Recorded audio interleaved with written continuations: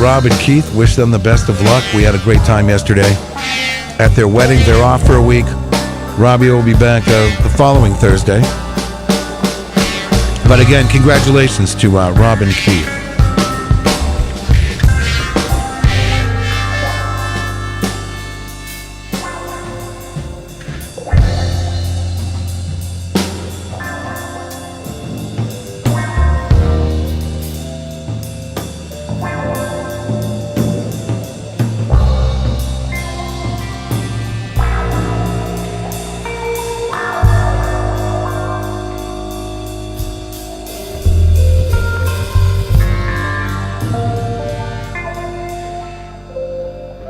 As long as you have your health, be thankful for it and keep away from all these drugs and stuff that the kids are pushing today. This hour on WMNH is sponsored by CGI Business Solutions, located at 5 Dartmouth Drive in Auburn. They serve all your business needs, including employee benefits planning, corporate design and business administration, investments and wealth management, and customized business insurance solutions. Their phone number is 866-841-4600 or on the web at cgibusinesssolutions.com. Bring your kitchen to life with Queen City Cabinetry, located at 87 Elm Street in the historic Sunbeam Mall in Manchester. Open Monday through Friday, 9 a.m. to 5:30 p.m. and Saturdays, 10 a.m. to 2 p.m. They can be reached at 603-222-2007 or on the web at queencitycabinetrynh.com. Come see the possibilities. Queen City Cabinetry, another proud sponsor of WMNH. Come on down to the Hop Knot at 1000 Elm Street, Manchester's premier craft beer and gourmet pretzel bar. Tell us more, Trudy. We make our dough fresh every day. We make a variety of styles of pretzels and serve craft beer, cocktails, and a few bottles of wine. We do the traditional pretzel, and we have multiple flavors for that. We also do stuffed pretzels, pretzel sandwiches, 3 dessert pretzels, and pretzel knots. The Hop Knot in the Brady Sullivan Plaza at 1000 Elm Street. Clemento's Pizzeria, family friendly, awesome for a date night. Clemento's Pizzeria. For delivery, call 603-782-8450. Clemento's Pizzeria, the best pizza in town. 1875 South Willow Street in Manchester, New Hampshire. Best cocktails around. Come in as friends and leave as family. You are listening to WMNHLP, Manchester's radio, broadcasting at 95.3 megahertz frequency modulation from the top of 1000 Elm Street. Our studios are located at 1045 Elm Street and licensed to Manchester Public Television Service in Manchester, New Hampshire, USA.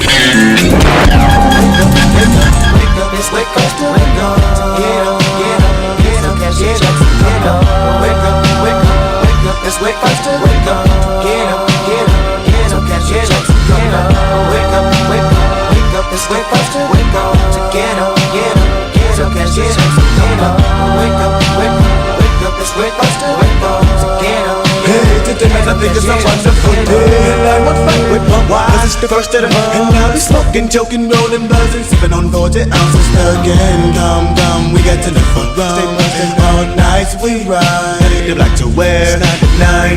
I give up my partner, they give me Sunday, so double up till it's what you need. We got 20 good P.O.D. thing for the green leaf. Give it up for the first show, but it lay low, 'cause the poor feet when they roll, so hold up. Break if you can't get away, but it toast that, yeah, yo, keep your bankroll.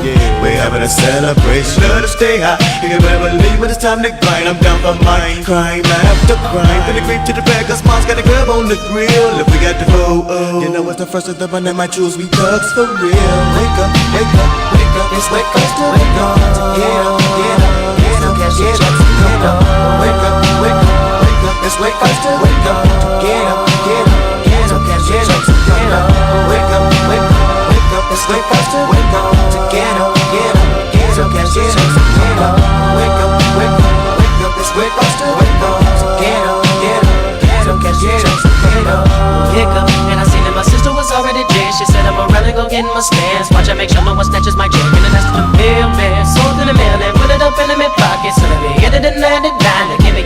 football, tag toppings, but ain't no bucket ride that read up. Hop on the 10 to the clip, ready to get him up with him at buzz, and to catch that dub, man, I gotta get there. Player, holla, St. Clair got much to offer when I'm a peeps on 93. I open the clock like for some dollars, so get it back again, I want a quarter out. Most all of my guts just got the same, and we gonna run it all up the smoke. Tell me never to change the hydro. We know what the cuts, so the buck to the popo. Toss to the giggle, then low, with the ground, the same old. Running through the alley, get in the alley. Hop at the second of sundown, no front from January on out of December. I'm loving the first of the month. Wake up, wake up, wake up. It's wake up to wake up. Get up, get up, get up. Cash your checks and get up. Wake up, wake up, wake up. It's wake up to wake up. Get up, get up, get up. Cash your checks and get up. Wake up, wake up, wake up. It's wake up to wake up. To get up, get up, get up. Cash your checks and get up. Wake up, wake up, wake up. It's wake up to wake up. To get up, get up, get up. It's the first of the month. Gotta grind, gotta get mine. In the hood that I claim and I slang on the double nine. Gotta find them dubs. Wanna get 40, can a thug get love? What's up? Come and thug on my corner. Begging me a donut. St. Clair thugs don't like that. And selling them dummies, making that money. Come back, automatic sub crack. From the 1st to the 15th, thug them up pretty cheap. But I gotta save, gotta come up. Put it all in the cup. Wanna get blowed, hit it on the stove. Grab a couple loads, start a roll to the bag. Count on my profit and add it to the stash. Gotta watch my back, see you later. Be out to rob me, fools. But never no shows and no losses. Don't be keeping these buzzers up off me. See, gotta sell a whole block. Spin a couple pills, thug. Burn a lot of green on the fire. Wake up, wake up, it's wake up to wake up. Get up, get up, get up, cash your checks and get up. Wake up, wake up, wake up, it's wake up to wake up. Get up, get up, get up. Waking up, feeling buzz up early in the morning, stretching, I'm yawning, lightweight bitch, chugga like I take a fifth to the dawn. It's night I gotta keep with my crew, but it is the stress, so I'm getting me hustle on. Hop on the phone, calling up crazy phone, wanna know did your OG check come? She put me down. I'm on the bus with busy let's get drunk. and I'm coming with a bunch of that funk from home. Here I come, T, put me down. Oh God, how I love when it first come around. Now I'm freaking me black and mild, running through time. You see the first get celebrated, rushing to the block 'cause I wanna get faded. Looking on wild 'cause I'm needing me hair braided. We heavy off into this game. Two to the first, just call me that pro slang. Them records from the east to the west coast, making that money all across the world, man. Go on St. Clair, true. And I know the record late tonight, but I gotta make it live, so I asked the Lord to keep my homeboys high. We be coming over here, it's all about making more. Wanna first get a flip, but don't flip. Getting live with the both us poetic hustlers in the graveyard shift on the fire. Wake up, wake up, wake up, it's wake up to wake up. Get up, get up, get up, cash your checks and get up. Wake up, wake up, wake up, it's wake up to wake up. Get up, get up, get up, cash your checks and get up. Wake up, wake up, wake up, it's wake up to wake up. To get up, get up, get up, cash your checks and get up. Wake up, wake up, wake up, it's wake up to wake up. To get up, get up, get up, cash your checks and get up. Wake up, wake up, wake up, it's wake up to wake up. To get up, get up, get up. It's a great song, but I don't know it. Wake up, wake up, wake up, it's wake up to wake up. To get up, get up, get up, cash your checks and get up. Wake up, wake up, wake up, it's wake up to wake up.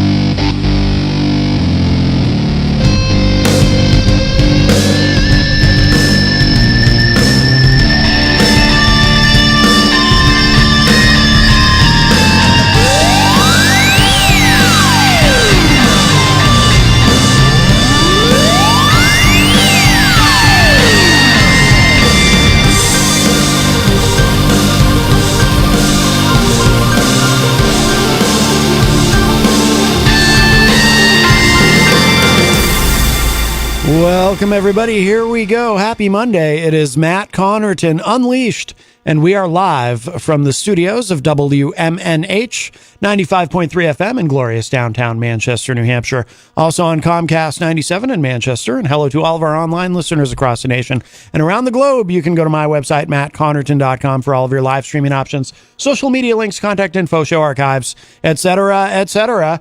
Today is Monday, May 1st, 2023, and I'm not alone.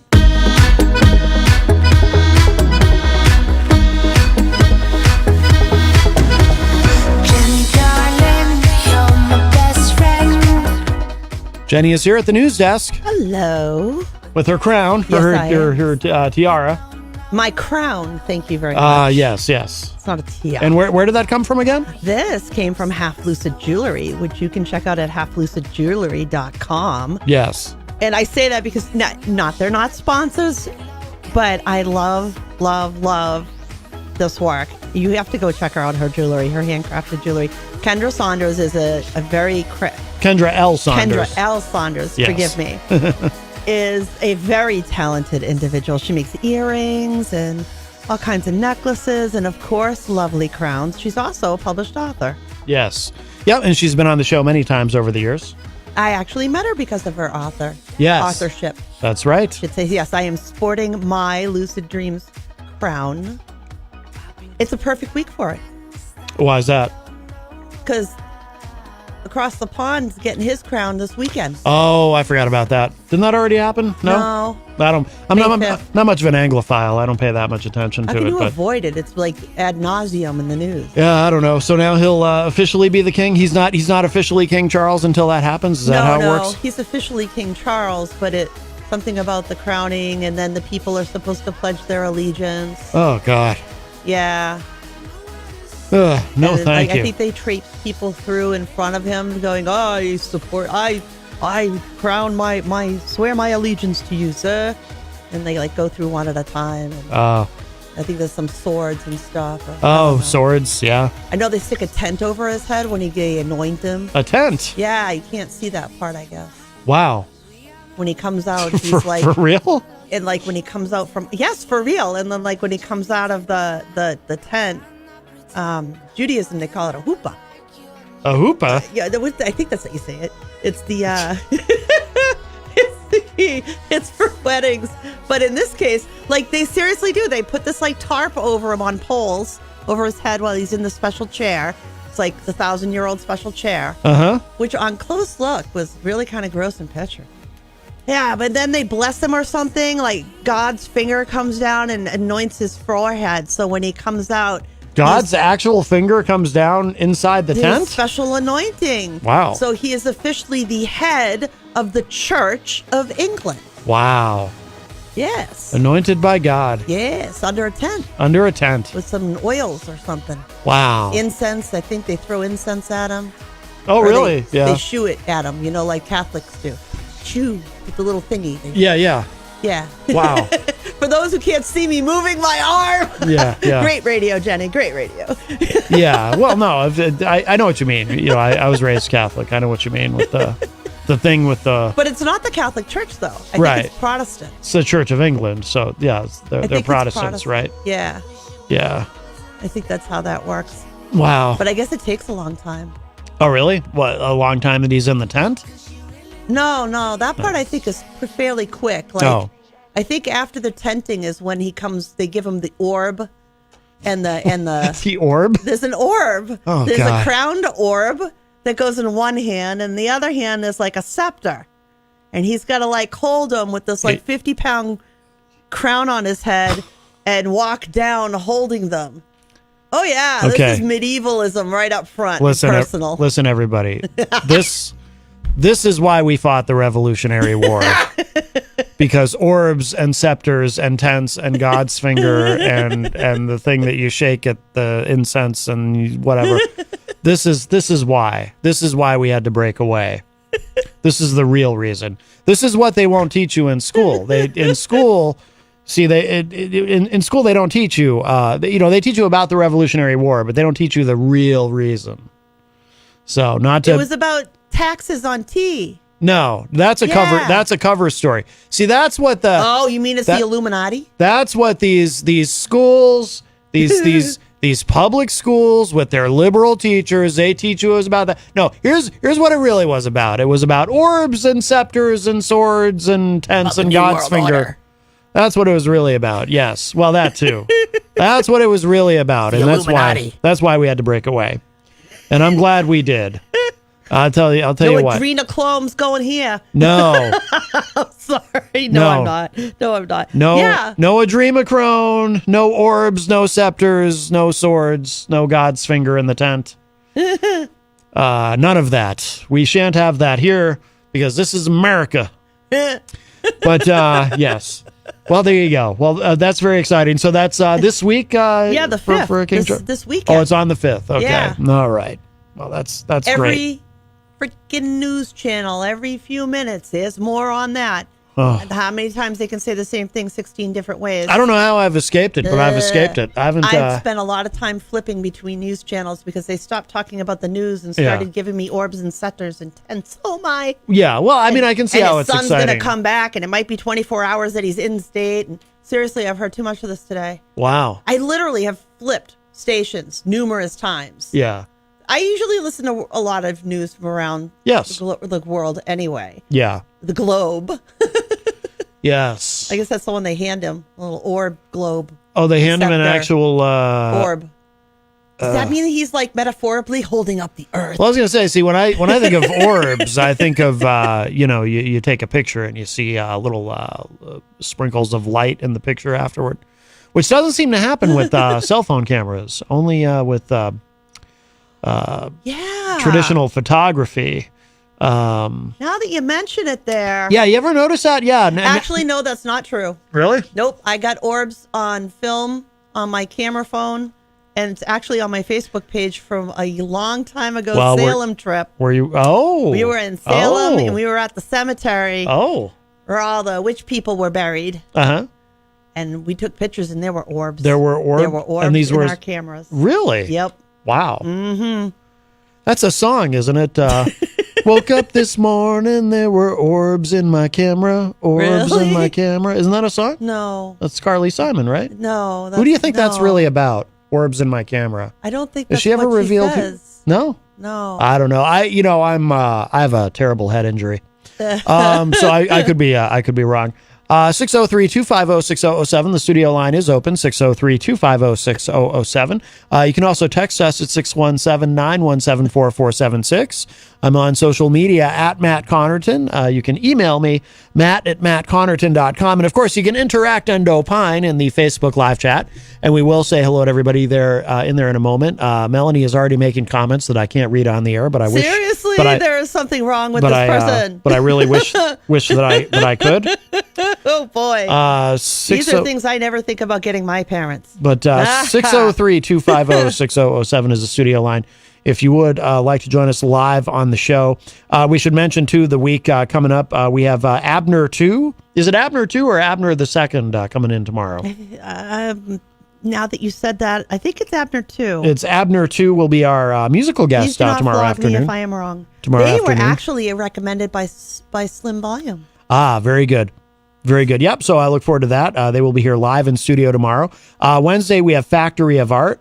And are they from another country? They are. They are from Germany. So they'll be Skyping in, obviously. They're Skyping in. It'll be about 11 o'clock their time. And then they'll be Skyping in at 5 o'clock our time. And then Thursday, we have Kevin Hammer, who's going to be either Skyping or calling. Skyping. He came to us through our friend Billy Painter. And interesting guy. He's a Republican from New York State. And from what Billy told us, he's a walk away from the Democratic Party. He used to be a Democrat. And apparently he's gay. Which is interesting because there's a lot of anti-LGBTQ stuff going on these days in the party that he walked away to. So I don't know. That'll be interesting. He sounds like an interesting guest, but he also apparently is someone who really likes to speak with people he doesn't necessarily agree with, and likes to have productive and intellectual discussions instead of existing in an echo chamber. And I'm always down to talk to people like that because that's difficult to find, and it's a wonderful thing when we find it. So it is. And of course, also on Friday, we'll have Eric Pilcher's classic film review, and our old friend Truth is going to be calling in. Yes, with a brand new release. Brand new single. Brand new release. World radio premiere, I think. Yes, I do believe we are getting the premiere. Yes. He does remember us. Yes. We are one of his favorites, absolutely. Yes. This is Truth. That's the sweatshirt I wear often with the semicolon on it. Mm-hmm. He does a lot of work in the area of preventing suicides. Yes. Talking about our mental well-being. Yep. But you said something before. You know who I have that rapport with is Heather Stockwell. Her and I. Oh wait, she's coming out. I forgot. She may be coming in. She's a maybe for 4:00 on Wednesday. Okay. There might be something getting in the way, but she's going to let me know. But her and I have had some really awesome conversations. Yeah. And on things that we agree, boy, we just bolster each other right up. But on the things that we have disagreed, and that we do vehemently, we both are very strong women in our positions. We do so with the utmost respect for one another, and we always never get it. It never goes that far. We respect each other's endpoint that I'm not going to change her, she's not going to change me. Mm-hmm. But we've had that healthy dialogue, and I really enjoy having those conversations with her. Mm-hmm. So she's a maybe for Wednesday. Yeah, she's a maybe for Wednesday. Gotcha. All of that. That's what you got out of it, huh? What? She's a maybe for Wednesday. Yeah, she's a maybe for Wednesday. Yeah, I was referring more toward having the wonderful conversations with people. Yes. Oh my, where are you today? Well, no, I was going to, while we were mentioning that, I was going to say, did you want to update us on the petition? Because that involves her. It does, actually. Absolutely. Heather Stockwell is a force to be reckoned with. She is always working. And from what I've seen, I don't know where she finds time for herself, to be honest, because she's always doing these things. She's actually the reason that I am in the position that I'm in now with this national campaign. And she had an event over at the Hop Knot for New Hampshire Rights and Democracy. And I just loved everything that they did. And we had great dialogue and everything. And that's how I met the people from People's Action, who are an umbrella group, basically. There's about 40 or so national organizations a part of them. And all of these people have joined forces together to get behind me and try and get United Healthcare to pay for the care that I need to live.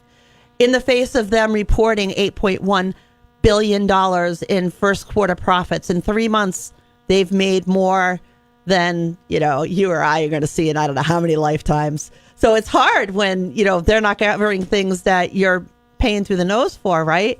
I'm really amazed by the work that these people have done and what they've done to support people in my community and really getting the word out that complex regional pain syndrome is very real and very deadly to people who get it. And small fiber neuropathy is no picnic, and we deserve to be treated.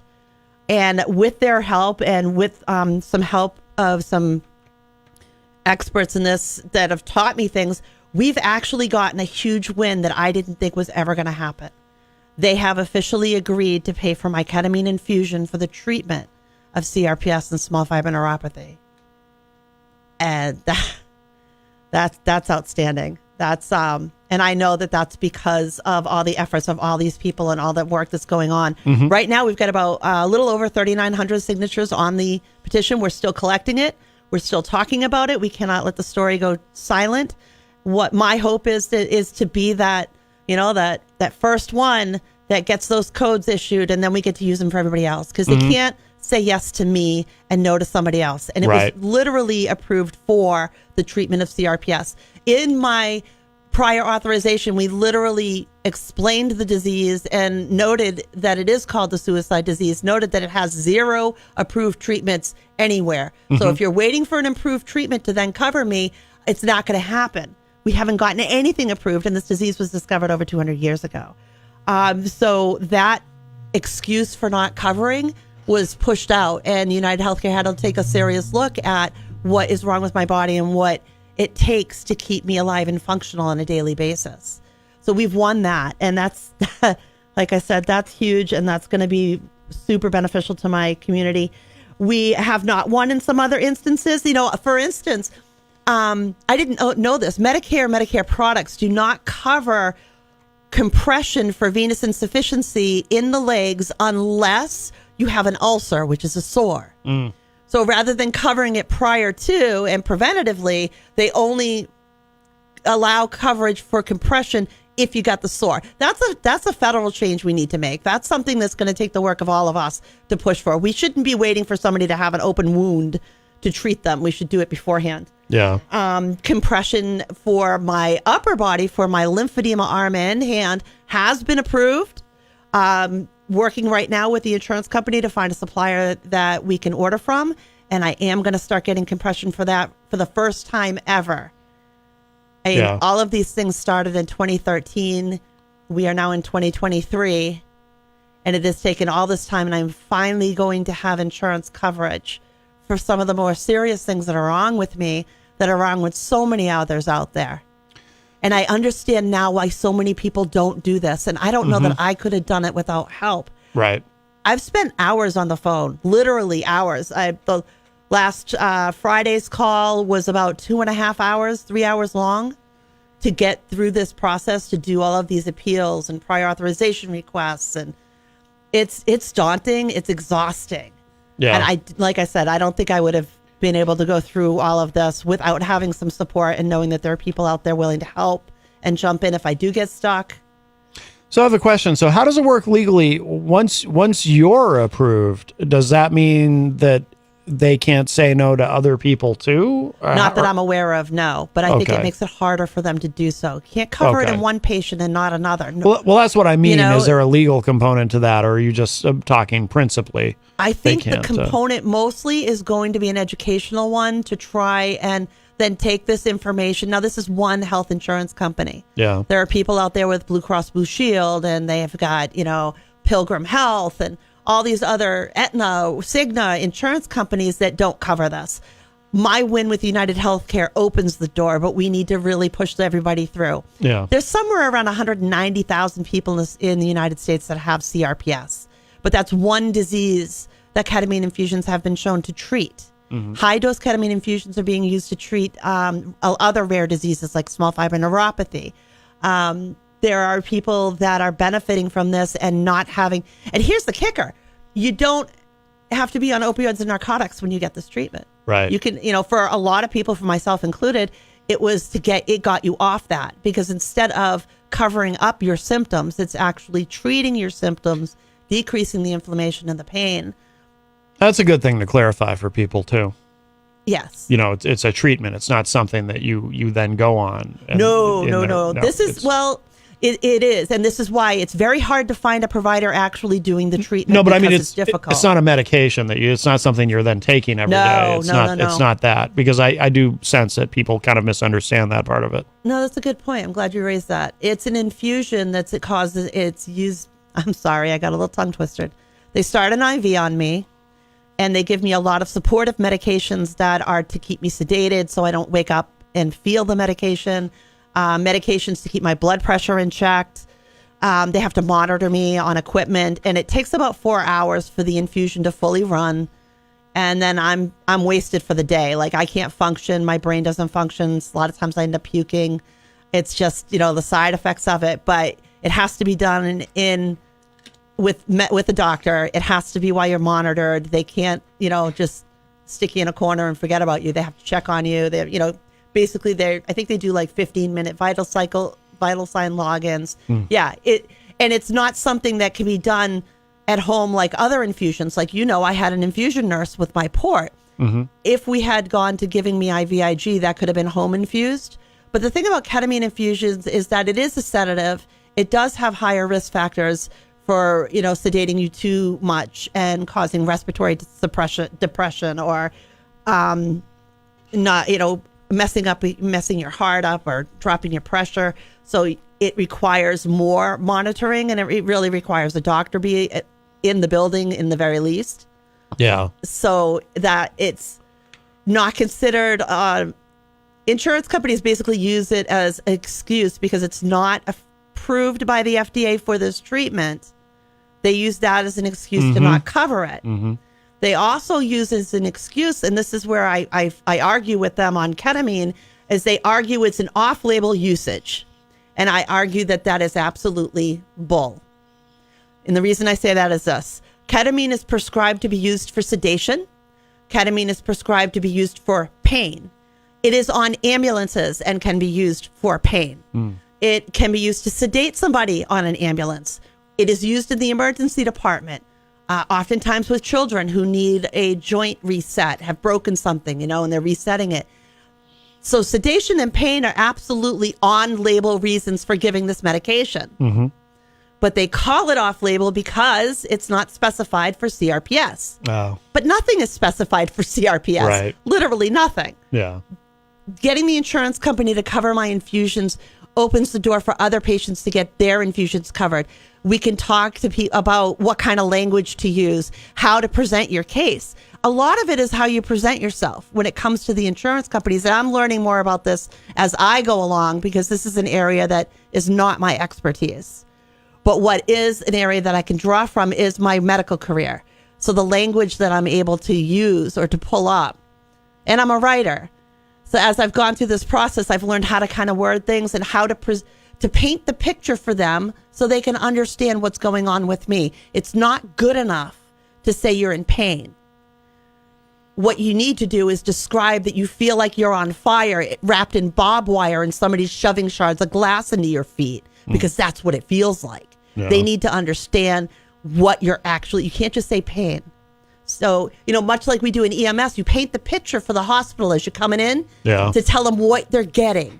It's up to you to tell that, tell them all the tools they need. So when you arrive there, if there's a cardiologist needed, they're right down there. Same thing with these insurance companies. You have to paint that picture. Yeah. And tell them what you're going through, what could happen without treatment.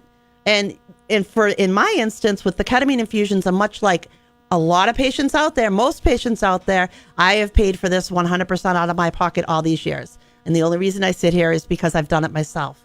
Finally getting the insurance company to do their job and cover the treatments that have been keeping me alive shouldn't have taken this long, but it should open the door for more people to get coverage and more people to get access.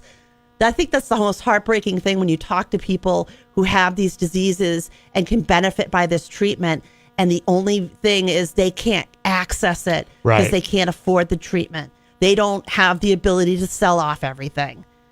They don't have the ability to, borrow or have people gift you money or whatever it is so you can get into the treatment. They're stuck without it. And the only way they're going to get a chance at getting out of that bed and getting better is going to be for insurance companies to step up and pay for these life-saving infusions. Yeah.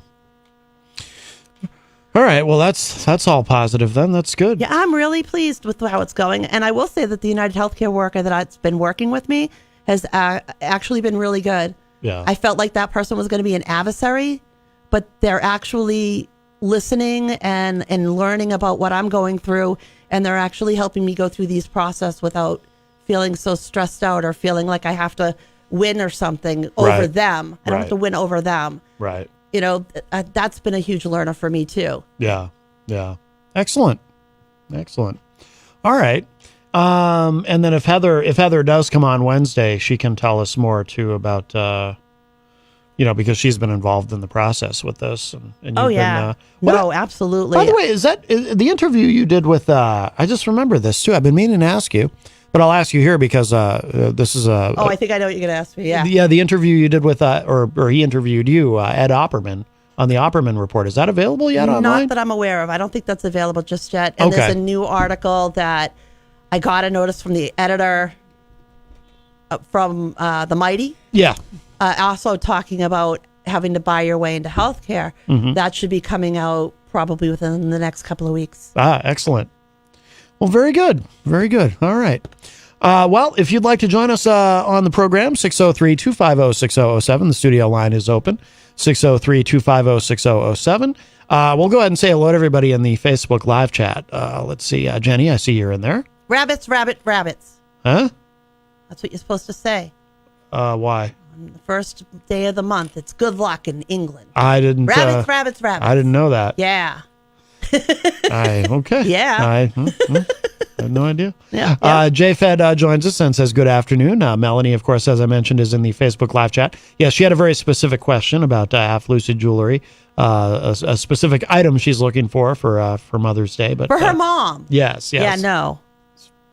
Very nice. Very twisted soul, and I love you. I don't think Kendra makes those. EZG also joins us. Not that I'm aware of, no. EZG joins us in the Facebook live chat and says, happy May Day.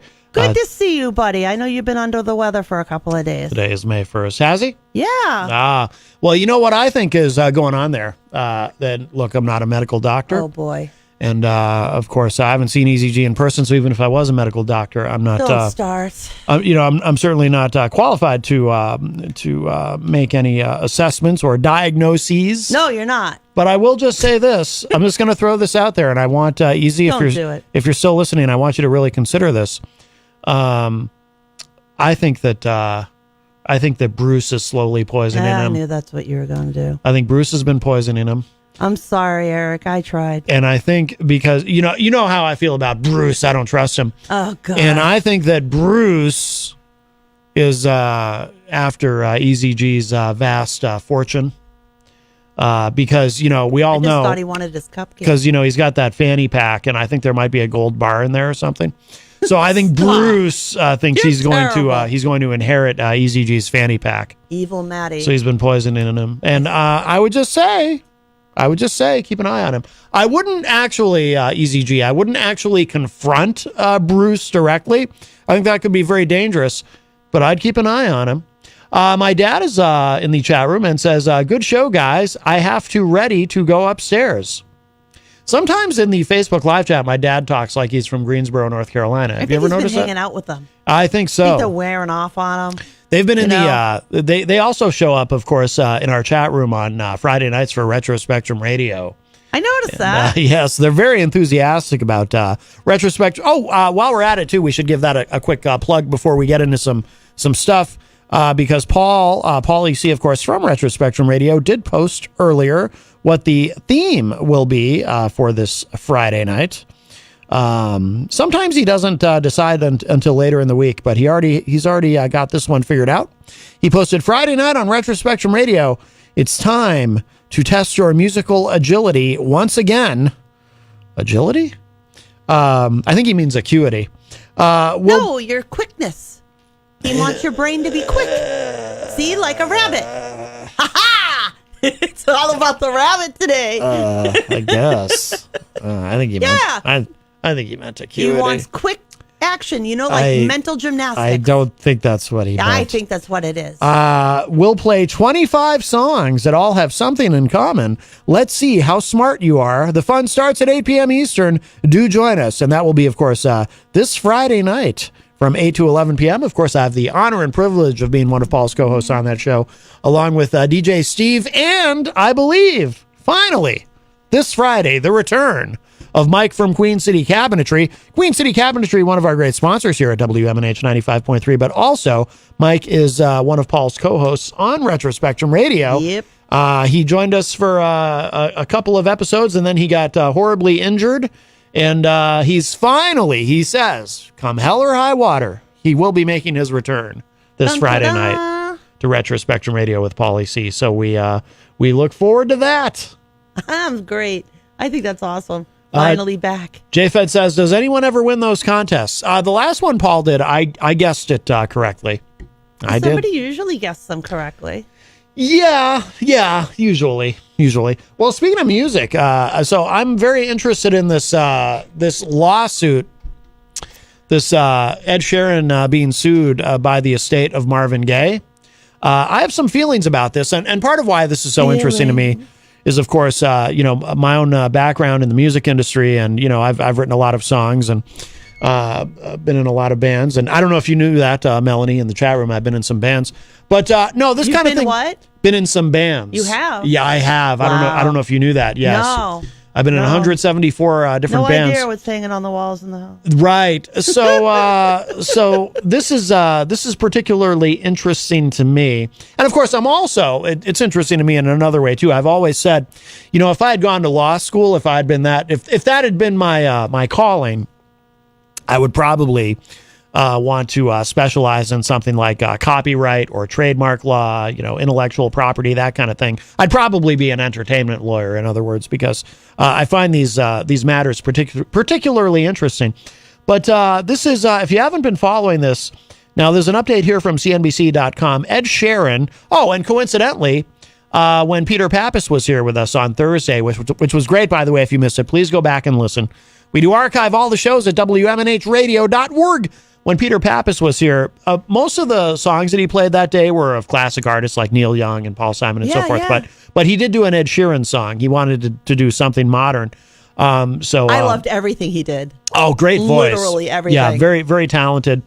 And he did the thing, too, where he plays the harmonica while he's playing the guitar. While he's singing. Which is... back and forth between the three. Well, the thing is, what impresses me about that is, so if you're playing guitar and you're doing the harmonica with the whatever that contraption is that holds the harmonica in place, you're literally playing two instruments at once. I think it's just the harmonica holder. Pretty impressive. I don't know. He didn't know what it was called. I didn't know what it was called. The harmonica holder. I think that's what he said. It's got to have harmonica holder. Got to have a fancier name than that. Well, maybe not. I don't know what it could be. But anyway, that's impressive to me. He did do an Ed Sheeran song. I don't remember which one it was, but so Ed Sheeran is being sued for allegedly copying Marvin Gaye.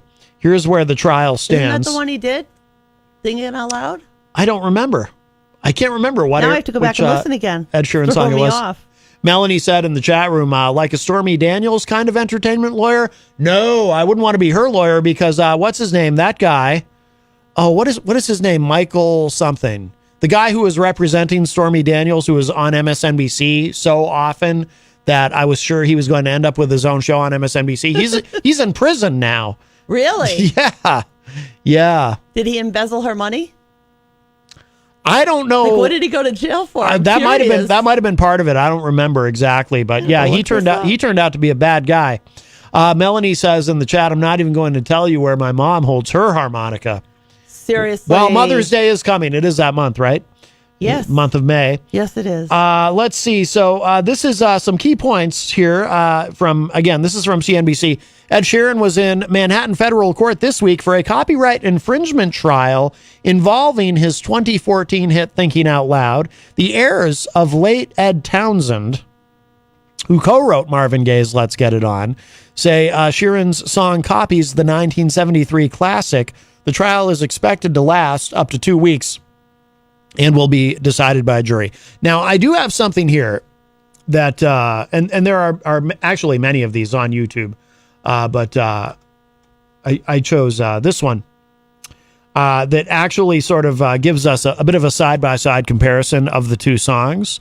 So I'm very curious. Now, I already know what I think, but I'll tell you after we listen to this, but I'm very curious to hear, I'm curious to hear what you think, Jenny, and also the audience. I'd like to get some audience feedback on this, but I have a pretty strong opinion about this already, but I'll share that afterward, after we listen to this. Oh, hello to Miriam Banish, who joins us in the Facebook live chat. Hi, Miriam.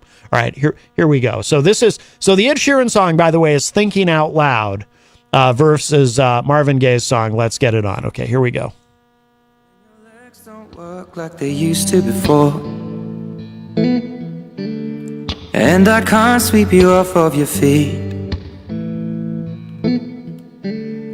Will your mouth still remember the taste of my love? Will your eyes still smile from your cheeks? Darling, I've been really trying, baby, trying to hold back this feeling for so long. And baby, my heart could still fall less hard at 23.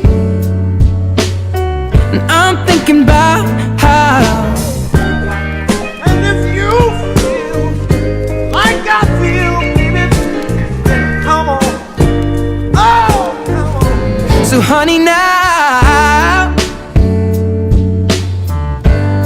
take me into your loving arms, kiss me under the light of 1,000 stars. Nothing wrong with me loving you, baby, no, no.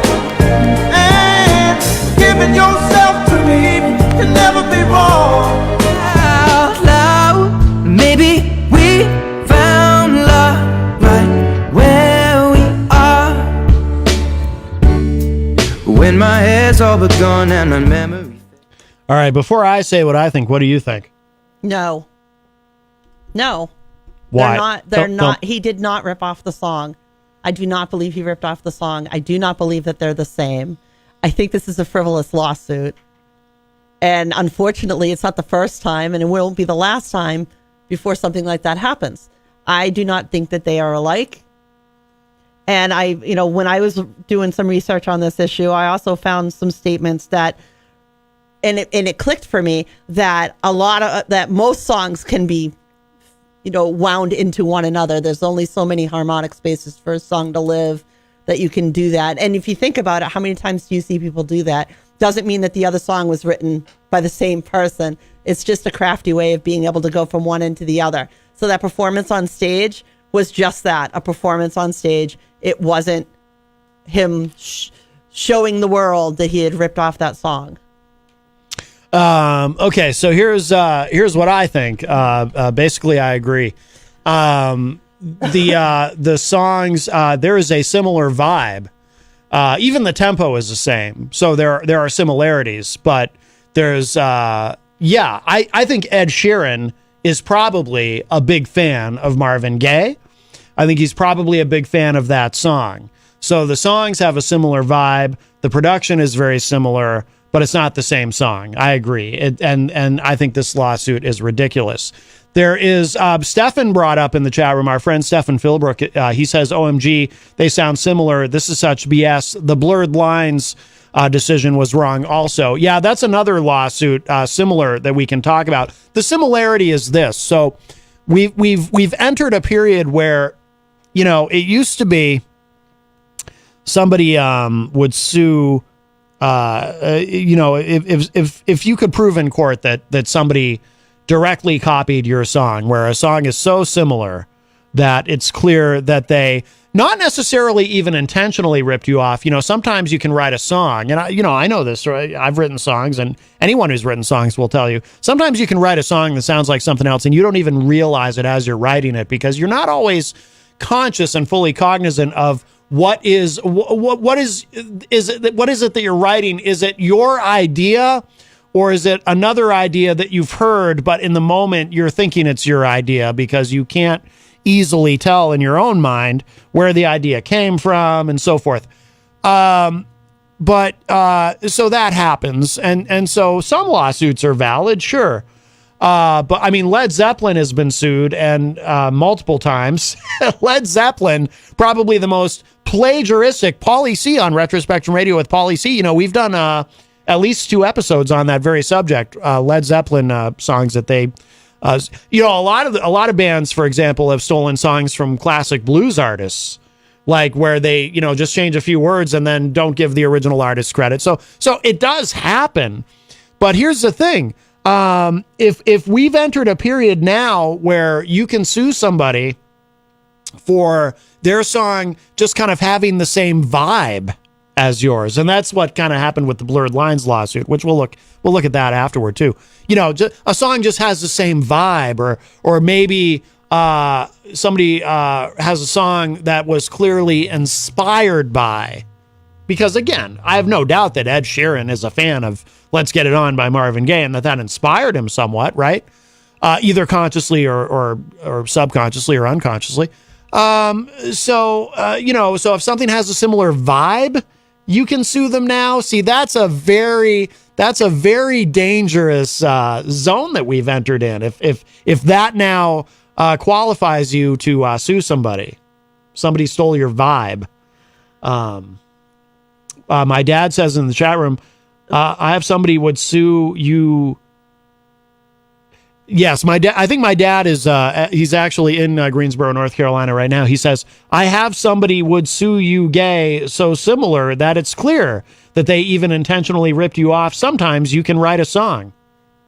I think my dad's using voice to text, and it's maybe Facebook live chat is Ed Sheridan was Sharon. Sorry, I don't know why I'm so tongue twisted today. Ed Sheridan is the guy who started Sheridan Hotels, I think.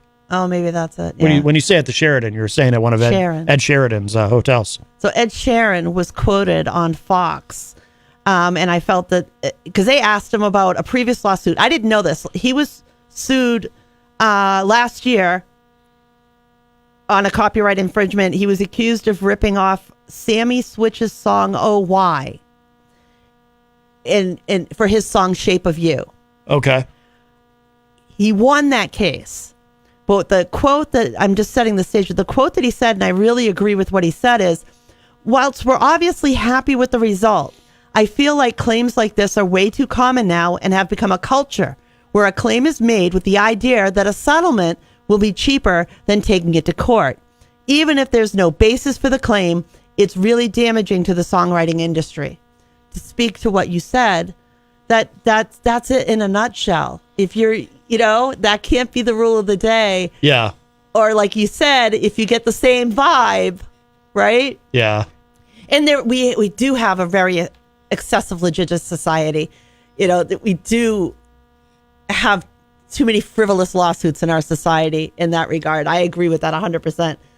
It's I feel bad for artists because they get trapped in these lawsuits, and you got to deal with it. You either have to spend the money, go to court, hire the lawyers, get the experts, or you settle it with them and make it go away so it doesn't eat up your money, eat up your time, eat up your life. And that's really a hard place to stick an artist. Yeah. Kiss got sued once by, what's his name? It wasn't Alice Cooper. It was the guy that wrote 18 with Alice Cooper. I forget his name, but he sued Bruce Kulick and Paul Stanley had written a song called Dreamin', which appeared on their Psycho Circus album. And the riff was very similar. It was very similar to the riff in 18 by Alice Cooper. And, but they settled that. They settled that quickly. But there's also a lot of examples. Like I remember Tom Petty being asked when the Red Hot Chili Peppers came out with Danny California, which happens to be my favorite Chili Peppers song. And immediately people started asking Tom Petty, are you going to sue them for this? Because it is the exact same chord progression as Last Dance with Mary Jane by Tom Petty. Yeah. And it's the exact same chord progression. But here's the But Tom what was his answer? He said no. He didn't care. He's like, no, whatever, it's fine. He actually was completely unfazed by it. He never pursued it. But the thing is, though, but then we get into this other thing too. There are some chord progressions that are just super common because the chord progression in those two songs, yes, it is exactly the same, but it's also that same chord progression shows up in a million other songs. Like you really can go down the rabbit hole quickly. I remember back in high school, Warrant's first. Do you remember the song Down Boys? I don't know. It was Warrant's first hit song, and I don't know if it was even on the radio much, but I just remember seeing the video a lot. It's not clicking for me on MTV. Yeah, it was before Cherry Pie and everything, before they got really big. But their first song was called Down Boys, and I remember seeing the video, and I was like, "Oh my God, is it Bye Bye Love or Bye My Love by the Cars?" I can never remember. I was like, "Wait a minute, that's the same as the Cars song, just louder." But the Cars never sued them over it. Stephen Philbrook in the chat says there are like 30 songs that copy Pachelbel's canon rhythm progression. Pachelbel? Is that how you say it? Pachelbel? I think it's Pachelbel. I know it's classical. Yes. The most notable hook by Blues Traveler that talks about the hook. Oh, the hook brings you back. Pachelbel's canon being the hook. John Popper does a very good job explaining this within the lyrics of Hook. Oh, yeah, he explained it, too, in an interview with Howard Stern. Stefan also says Stevie Nicks reached out to Prince when she realized that she ripped off Little Red Corvette in her song Stand Back. Prince ended up going to her studio, redid the tracks, then left. Yep. Well, Prince actually ended up playing, he played keyboard on that. But yes, he just became a part of it and said, all right, cool. Go for it. It is the same. It's the same chord progression. A lot of people don't realize this. It is the same. The chord progression on Stand Back by Stevie Nicks. It's the same as on Little Red Corvette by Prince. If you match them up, it's the exact same chords. Charles in the chat room says, "Greetings, fellow Connertonites." Yes, Charles Richardson from the great state of Florida. Hello. So it says here again, this is from CNBC. Musician Ed Sheeran was in court this week to deny claims that his 2014 song Thinking Out Loud is a copy of Marvin Gaye's 1973 classic Let's Get It On. The high-profile copyright case was brought by the heirs of Ed Townsend, who co-wrote Let's Get It On with Gaye. The plaintiffs first filed the civil suit in 2017 and are being represented by a legal team, including civil rights attorney Benjamin Crump. Boy, that guy's name comes up a lot recently. Yeah, he gets around, boy. And he's got a great name, too, Benjamin Crump. You remember him? Yes, yes. You know that, it's that guy. Yes. Get Crump! Oh, God. Get him on the case. Townsend's daughter, Catherine Townsend. Wouldn't that just be fun to say, I'm being represented by Crump? It just sounds fun. No. Townsend's daughter, Catherine Townsend Griffin, sister Helen McDonald, and the estate of his former wife, I don't know how to say this, Cherry Gale Townsend, are listed as the plaintiffs in the case. Gaye died in 1984, and Townsend died in 2003. Sheeran, 32, took the stand Tuesday during opening arguments in federal court in Manhattan. The trial is expected to last up to 2 weeks. The defense, which did not cross-examine Sheeran, said he'll be back on the stand once more during the trial. Townsend's estate alleges that Sheeran, Warner Music Group, and Sony Music Publishing borrowed from the soul classic Let's Get It On in the creation of Thinking Out Loud, violating federal copyright law. Attorneys for Townsend's heirs wrote in the complaint, quote, "The defendants copied the heart of Let's Get It On and repeated it continuously throughout Thinking Out Loud. The melodic, harmonic, and rhythmic compositions in Thinking are not the product of independent creation," unquote. Now, interestingly about that is the Gaye estate isn't suing. It's Townsend's daughter who is suing. In the previous case, the estate was the plaintiff. Yeah. But one of the things that that Sheeran said is that most pop songs can actually be put into other pop songs. That there's a limited amount of harmonic palette, is what he called it. Yeah. But he said that most pop songs can absolutely be done over other pop songs, that you could literally take Let It Be, go to No Woman, No Cry, and come back to Let It Be. Sure. So there's there's some limitations in music as far as, there's only so many harmonic levels. There's only so many things. Yeah. So you're going to have similarities in some songs. But to listen to them, I don't see the similarity in that way at all. And the person he writes with, they've had the same writing style for a long time. They're very quick writers. Yeah. There was a notation about when Sharon's wife was diagnosed with cancer, he spat out like 7 songs in one day, just pouring it out. Yeah. Which is, artists do that. Yeah. But I thought it was interesting that in the previous lawsuit, if you were going to talk, I think you said you were going to talk about that, right? The Blurred Lines lawsuit. Yeah. Yes.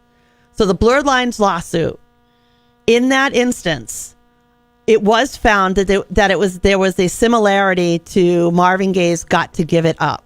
Mm-hmm. Now, Gaye's estate was awarded $5.3 million in damages, plus royalties and posthumous songwriting credit. That estate is not involved in this case. Yeah. In this lawsuit. Yeah. I feel bad for Sheridan in this moment. Like, this is like his third, fourth lawsuit trying to defend his work.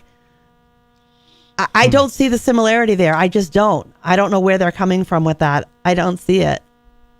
Well, like I said, I see it. I just don't think it's valid. I don't think it's, again, everybody was inspired by something before them. So this That's just a simple fact of anything that you create. But Gaye's estate itself is not suing. Yeah. This is strictly the family of Townsend. Yeah. And they're trying to sue for $100 million. Is this a paycheck for them? Yeah, of course it is. It's a cash grab.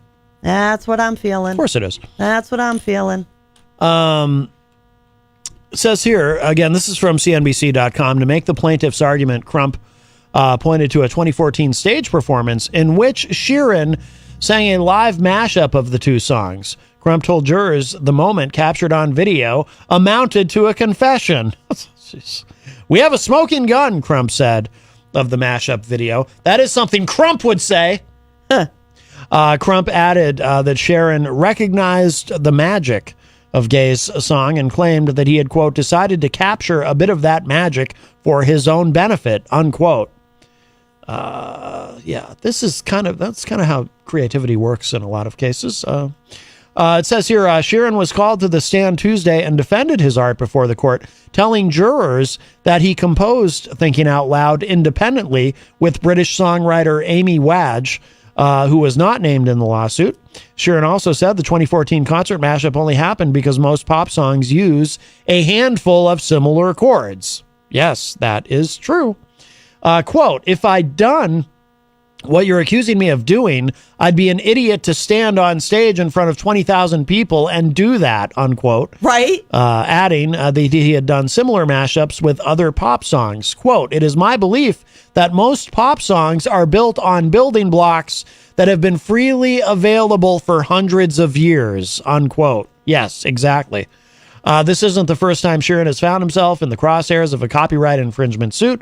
Last April, Sheeran took the stand. This is what you were referring to earlier, involving another one of his hits, 2017's Shape of You.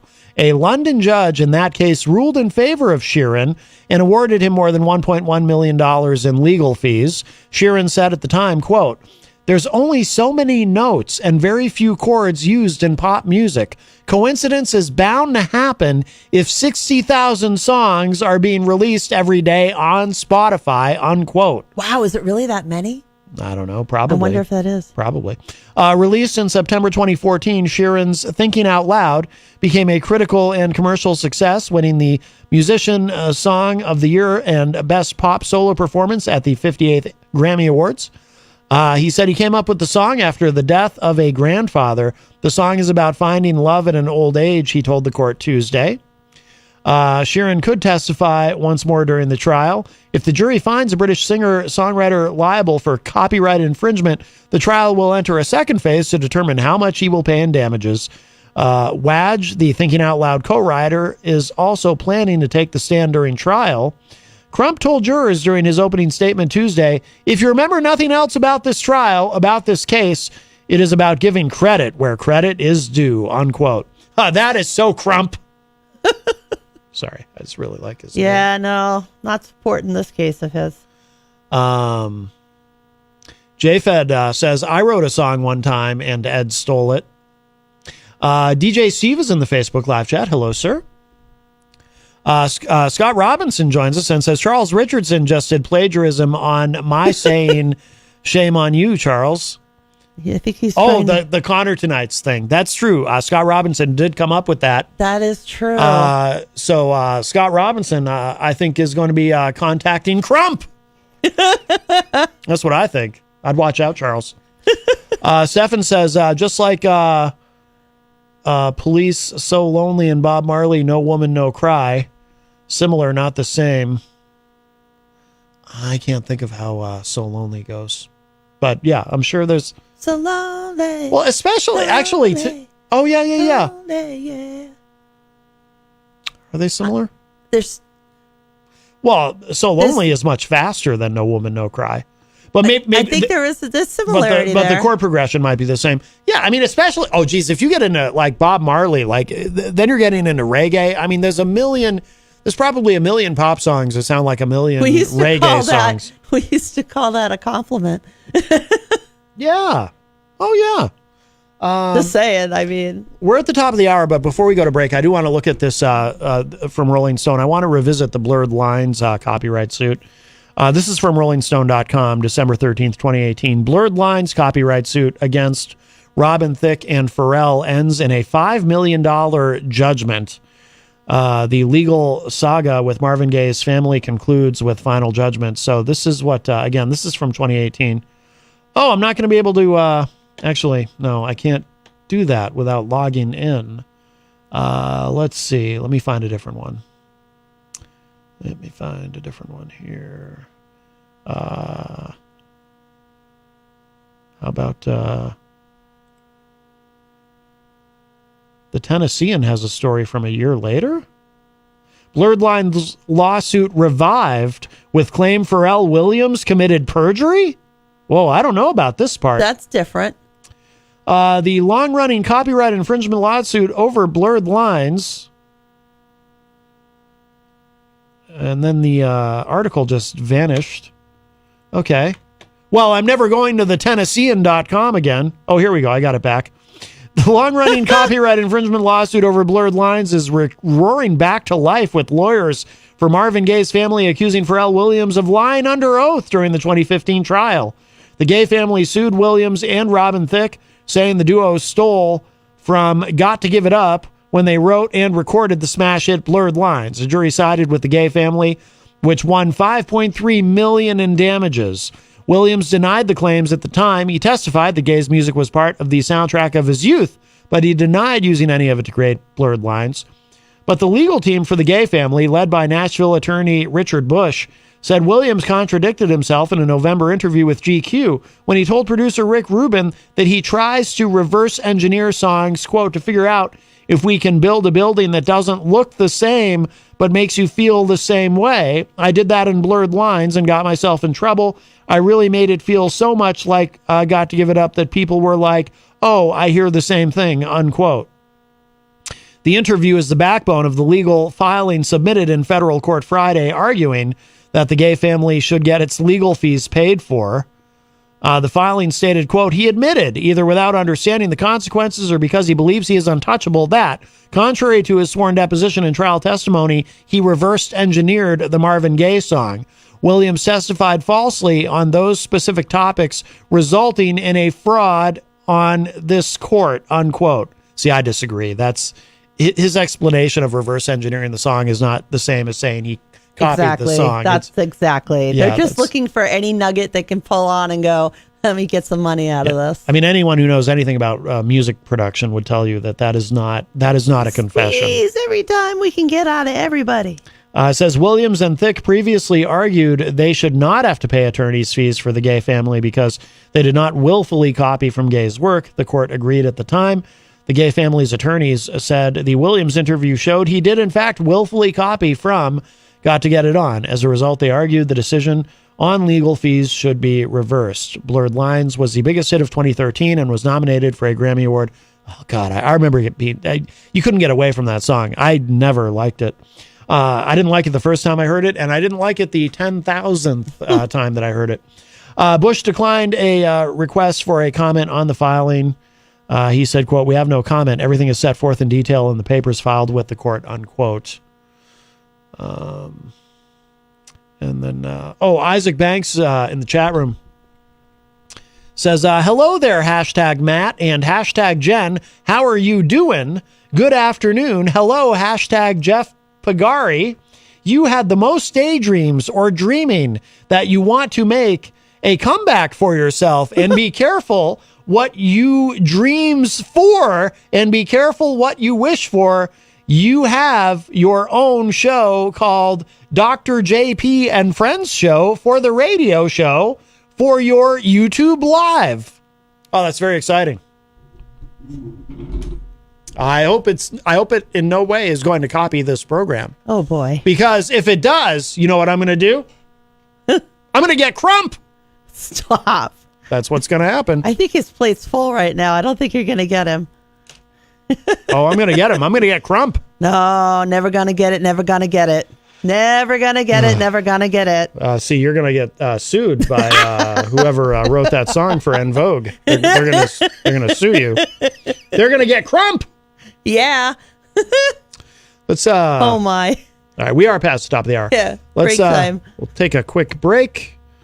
Actually, we're going to show some love to our amazing sponsors, and then I'm going to play what has turned out to be a very popular segment on YouTube. A little quick thing from the show recently. So we're gonna plagiarize ourselves in a sense, and then we'll be back with hour number 2, numero dos of Matt Connerton Unleashed. There's plenty more to come. Don't go anywhere. Come on down to the Hop Knot at 1000 Elm Street, Manchester's premier craft beer and gourmet pretzel bar. Tell us more, Trudy. We make our dough fresh every day. We make a variety of styles of pretzels and serve craft beer, cocktails, and a few bottles of wine. We do the traditional pretzel, and we have multiple flavors for that. We also do stuffed pretzels, pretzel sandwiches, free dessert pretzels, and pretzel knots. The Hop Knot in the Brady Sullivan Plaza at 1000 Elm Street. Bring your kitchen to life with Queen City Cabinetry, located at 87 Elm Street in the historic Sunbeam Mall in Manchester. Open Monday through Friday, 9 a.m. to 5:30 p.m. and Saturdays, 10 a.m. to 2 p.m. They can be reached at 603-222-2007 or on the web at queencitycabinetrynh.com. Come see the possibilities. Queen City Cabinetry, another proud sponsor of WMNH. Clemento's Pizzeria, family friendly, awesome for a date night. Clemento's Pizzeria. For delivery, call 603-782-8450. Clemento's Pizzeria, the best pizza in town. 1875 South Willow Street in Manchester, New Hampshire. Best cocktails around. Come in as friends and leave as family. This hour on WMNH is sponsored by CGI Business Solutions, located at 5 Dartmouth Drive in Auburn.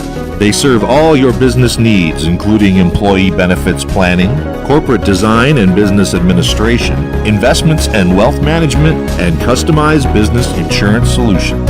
Their phone number is 866-841-4600 or on the web at cgibusinesssolutions.com. WMNH, rip the knob off. We have a call. Hi, welcome to Matt Connerton Unleashed. Who's this?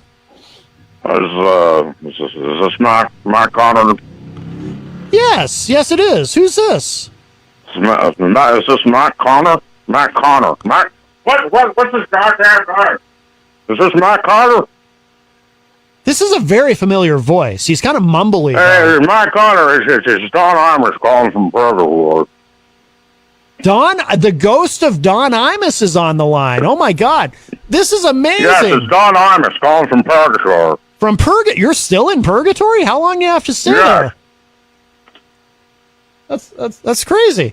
This is, I will say though, this is an honor, sir. I mean, I don't think you were a good person when you were here on Earth, and you were kind of a POS to a lot of people and said some terrible things, but you are a radio legend, and I am talking to your ghost, so this is quite a moment. Well, actually, man, you're talking to me. I didn't really die. I just got arrested, and they sent me to Purgatory. So you've been arrested. They told me I'm dead. They told me I'm dead. They put me in the ground 6 feet under. I'm here in the Purgatory, but I don't feel dead, man. Damn it, I'm alive. I keep telling them I'm alive. They won't let me come back. I will say this, Don Imus, you do sound more alive to me now than you did at any point in the last 5 or 6 years that you were actually on the radio. Well, thank you, Matt. Thank you. And you sound more alive than ever. I'm a big fan. You know, we get your show over here in Purgatory. Are you saying Purgatory? You are saying Purgatory, right? I just want to make sure you're in the right place. Purgatory, yes. I'm sorry. I'm eating right now. I'm having lunch right now. But you say you're not actually dead. So are you in? Are you just buried somewhere in Purgatory, Texas, and they won't let you out? Is that what's going on? No, I'm actually here in the Purgatory. I flew first class here, by the way, Matt. Flew first class here to Purgatory, and it's a nice day here. I think I am dead, actually. They do tell me I'm dead, but I don't feel dead, Matt. Right. They brought me in a room. They questioned me for 3 hours. They told me I'm dead. They had me sign some paperwork, Matt, and I'm here now in Purgatory.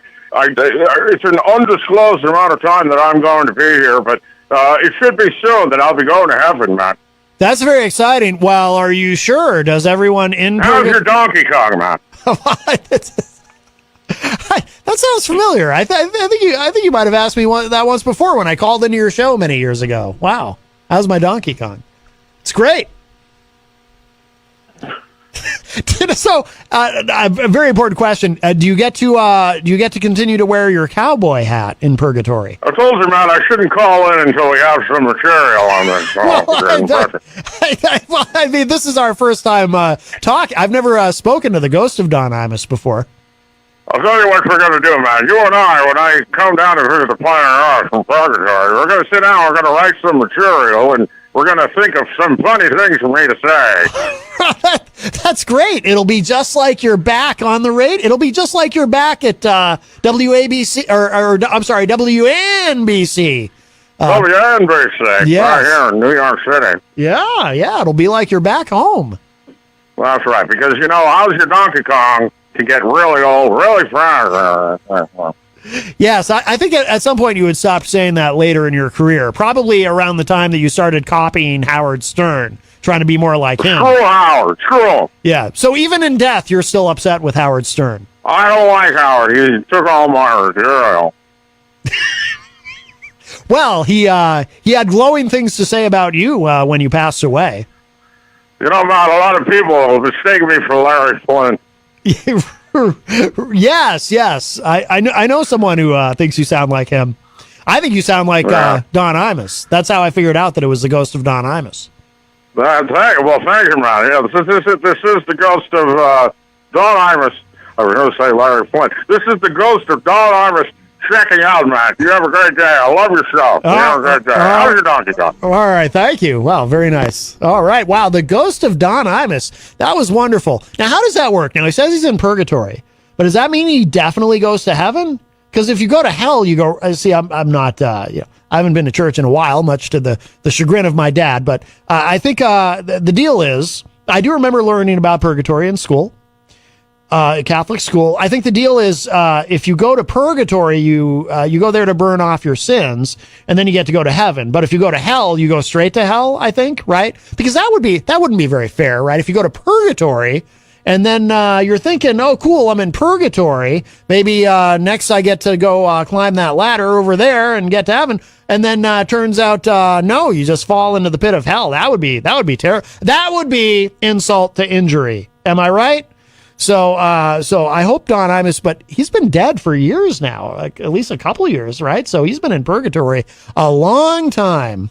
Wow, Don Imus. Well, that was a radio legend, my friends. We've made radio history here today.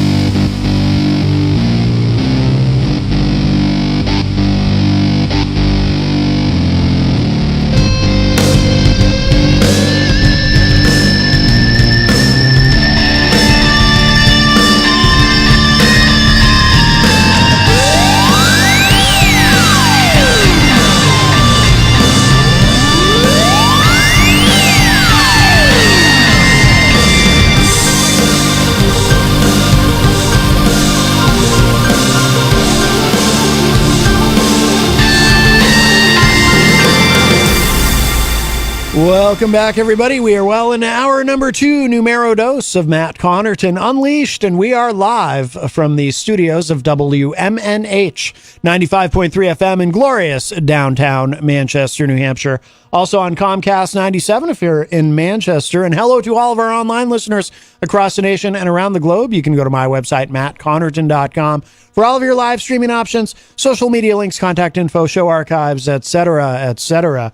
Today is Monday, May 1st, 2023, and Jenny is here as well at the news desk. Present and accounted for. And if you'd like to join us today, 603-250-6007 is the number, 603-250-6007. You can also text me at 617-917-4476. Excuse me, I'm on social media at Matt Connerton. You can email me, matt@mattconnerton.com, and of course you can interact and opine in the Facebook live chat. But the best thing to do so that we can hear and enjoy your dulcet tones is to give us a call at 603-250-6007, 603-250-6007. Melanie mentioned in the chat room, I think this is my reference in the clip. You know, I played what has become an instant classic clip from Matt Connerton Unleashed last week when the ghost of Don Imus called live on the air. It was very exciting. But talented man there, talented. Man. Yes, apparently he was in purgatory. He may have broken free by now, but no, I think he's still there. He may be. I don't know. He's been dead for I think a couple of years now. So I don't think that's enough. That's a long stay in purgatory. Do you think that's a long stay for eternity? In purgatory. Yes, but you have to get through there to get to eternity. I guess so. I don't know. I mean, you know what was funny? I love the Catholic second chance. When is that a Catholic thing specifically? Purgatory? Yes, 100%. When Imus died. So, of course, people who follow this stuff know that Don Imus had a long-running, and I know this will come as a big shock to everyone, but I love a good radio feud. I know everyone's like, what? You? No. Yes, it is true. And Don Imus, of course, and Howard Stern had one of the most legendary radio feuds. And if you've ever seen the film Private Parts, it's well documented in there. Imus was not, I'll tell you what, the actor... I don't know his name. The actor in Private Parts who played Don Imus looked so much like Imus, which is weird because Imus was kind of a unique looking individual, but they found somebody who really looked like Imus. The art, the makeup artists and costumes and stuff. There's a lot to that. True. Yeah. The guy really looked like Imus, although you don't see him much in the movie. His scenes are very brief, but he's very mean to Howard. But but when Imus died, I thought, I remember listening to Howard, I have the satellite radio in the car, and I thought, I was interested to hear what Howard would say, because I thought maybe after all this time, Howard would have some nice things to say, or maybe something like, I wish that, I wish Imus and I had a better relationship or something like that, and that Robin would say some nice things. I was kind of stunned, because Howard's evolved over the years, and Howard has even done this thing where, and Howard has never talked about it on the show. I just know this from other podcasts I've listened to where they talk about Howard. Apparently, especially in the last few years, Howard has been reaching out to people who he was mean to in the past, other people in the industry, like there's a guy named Brother Weeze in Rochester, New York, who Howard was very mean to. Not mean to in the sense of like wanting to be mean to them personally, but just like Howard, when he was ascendant in radio, he would have these radio feuds, because that would be good. And the thing is about a radio feud or a podcast feud or anything, if you play it right, everybody involved benefits, because it raises awareness of what everyone is doing, and it gets you publicity and whatnot. So as long as you don't get kicked off the station, yeah. Right. Yes, yeah. There are limits to how you want to push things, but like Howard, when he became number one in New York City for the first time, he did for publicity. He did this big event. He had the funeral of Mark and Brian. Mark and Brian had been the number one show in New York City, and then Howard finally beat them, and he did this. It was like his first major New York City publicity stunt where he had a public funeral, and it was thousands of people there for the funeral for Mark and Brian, just stuff like that. So Howard over the years has apparently, over the last couple of years, has actually gone back and he's reached out to people and to kind of bury the hatchet with them and say, I'm sorry if I ever did anything that genuinely hurt your feelings, or, it was all just meant for publicity, but, I'm sorry if I hurt you, And he's doing that because he has a conscience. Well, yeah, and, it's he's not to try and buy your way past anything, because we don't have that in Judaism. Oh, true. Yeah, there's no purgatory stuff. Right. There's no... Well, Howard there's also... no hell. Howard is, he's pushing 70. There's no hell. So, yeah. So there's he's got a conscience. Right. And like I said, he's evolved and so forth. Let's face it, the older you get, the more something on your conscience is going to bother you. Oh, sure. But I thought when Imus died that Howard might find some nice things to say. I was genuinely surprised when he did. I mean, look, he didn't, it's not like he was He all going but called him an A. He didn't dance on his grave or anything, but he didn't have anything nice to say, and neither did Robin. And I'll tell you what, in fact, not only did they really not have anything nice to say about Imus, but they kind of intimated that there was more that never was said publicly about Imus being like Robin said Imus was behind the scenes like really racist to her. And like far right. like far worse than had ever been I revealed. had forgotten all about that. Like he said things to her privately that she never revealed publicly, that that she never could look past, and that he was actually a really bad guy. Yeah, but the other thing that's weird about that dynamic is Imus. He was much more gracious to Howard. I remember listening to Imus one time. And he was saying that he was somebody asked him about Howard Stern, and Imus was just like, I like him a lot more than he likes me. He's like, Howard's still mad at me, but I actually like the guy. But and apparently too, they did run into each other on the streets of New York City a number of years ago, and they actually had a reasonably cordial and civil interaction. But no, after Imus died, Howard and Robin, they still. They didn't dance on his grave or anything, but they really had nothing nice to say either. It was interesting, and I was a little surprised. But yeah, so it was wonderful to hear from the ghost of Don Imus. But apparently, he has a lot to burn off in purgatory, and obviously, ultimately, I'm on Team Howard. Well, of course, you want to be on Team Howard. Yes, I'm always on Team There's Howard. no hell. Well, that's good. There's no buying. Well, necessary. Howard doesn't. Howard's an atheist. I know this. So there's no. But you're born a Jew, you die a Jew. Right. That's what my auntie would say. That's what I hear. Yes. It's not about the religion. Yes. But just to say, there's no hell in Judaism. There's no purgatory. Yeah. Oh, okay. None of that. All right. That's a strictly Catholic thing. Other religions don't have to go to a special place. Purgatory is a Catholic thing. You're saying, not hell. Hell is a Christian thing, just hell broadly, is a Christian right? Thing, yes. Yeah. But purgatory specifically, you're saying, there are many is religions Catholic. that don't have this hell. Yes. No. But purgatory is 100% Catholic. Okay. Yeah. You guys got to hang out in some place and wait for somebody to duck, goose, tap you or something. Other religions, they just go right past you. Isaac Banks in the chat room says, hashtag Matt and hashtag Jenny. I would say Jeff Pagari will formed his singing mixed group, and also that my friend Evan McCraw, hashtag Valerie Miller, and hashtag Egan Conrad, we are leaving the singing mixed group of Ebony's Cybean. Oh, they're actually leaving Ebony's Cybean. I didn't know that was a group. That was a new name. I didn't either, but apparently there's a bit of a shakeup happening there.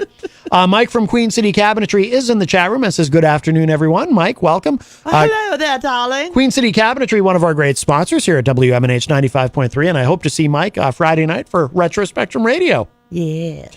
Isaac Banks also says, hello, hashtag Chris Lout. I seen your video chat message, buddy. Hashtag Matt and hashtag Jen. I was giving a shout out to my friend Chris Loudit, and he sings and dance.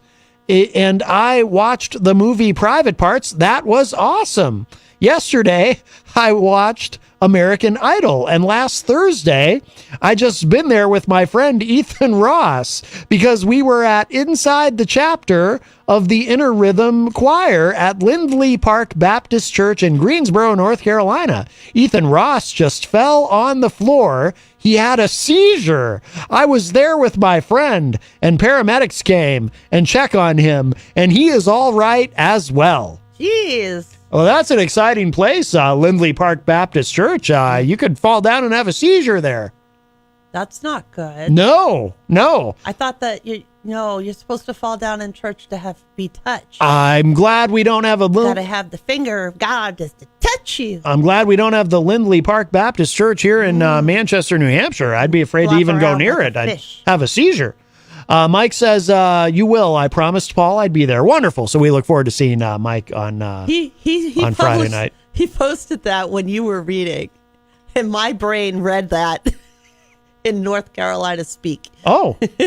You will. I promise. Paul, I'd be there. Like my brain went right to that. Oh, really? Yeah. It did. It sounded better in my head, though. Yeah. And there's no hashtags. That's true. 603-250-6007. The Rain phone on line. my parade. The studio line is open, 603-250-6007. We do have a little bit of leftover, I'm calling Leftover? it leftover Tucker Carlson news. I just thought this was interesting. This is from Mediaite.com. Leaked footage shows Tucker Carlson trashing Fox News streaming platform. Maybe this is what got him fired. Maybe he was not on board with, what do they call it? Fox Nation, I think? I think so. Yes, Fox Nation. It says here, leaked footage from the set of Tucker Carlson's Fox Nation show revealed the former Fox News host trashing the network's streaming platform. Oh, by the way, Isaac Banks in the chat room says, so, hashtag Matt, my friend Ethan Ross is from Greensboro, North Carolina. I wouldn't have guessed. It says here, the footage was leaked to leaked watchdog group Media Matters and shows Carlson on the phone with an unidentified person while on the set of his Tucker Carlson Today program. So Tucker Carlson Today, for those who don't know, he actually had two shows. He had his show that was weeknights on Fox News, his big ratings getter show. He had the highest ratings in all of cable news. But he also had a show on Fox Nation, their streaming platform, called Tucker Carlson Today. And that was kind of like so it was a secondary show. Instead of wearing a suit and tie, he'd be wearing a sweater. And he'd have on people like that evil bigot from Libs of TikTok, for example. I won't even say her name.